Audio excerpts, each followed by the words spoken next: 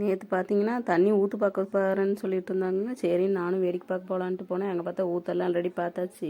ஏற்கனவே ஒரு கிணறு வெட்டி ஒரு 50 வருஷம் கழிச்சு கிணறெல்லாம் மூடிடுச்சுங்க.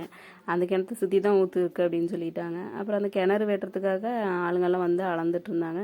சரி நானும் வேடிக்கை பார்த்துருந்தேன். அங்கே ஒரு செடி அப்படியே பச்சை பசேன்னு இருந்துச்சுங்க. அழகாக இருந்தது பார்க்கறதுக்கு, கலர்ஃபுல்லாக.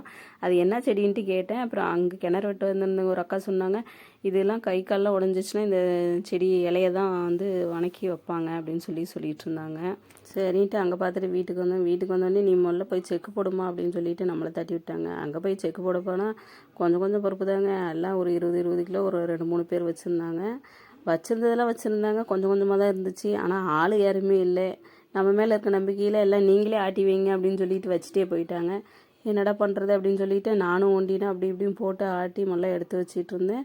எல்லாம் பார்த்தீங்கன்னா பாத்திரம்லாம் சின்னதாக தான் வச்சுருந்தாங்க. எண்ணெய்லாம் எக்ஸ்ட்ரா வந்துச்சு. அப்புறம் எல்லாம் அவங்களுக்கெல்லாம் ஃபோன் பண்ணி வர சொல்லி எல்லாம் கொஞ்சம் இப்போ எக்ஸ்ட்ரா 2 லிட்டர் வர மாதிரி இருக்கல பாத்திரத்தெல்லாம் எடுத்துகிட்டு வாங்கன்னு சொல்லிட்டு அப்புறம் முதல்ல எல்லா செக்கும் போட்டு வச்சேங்க.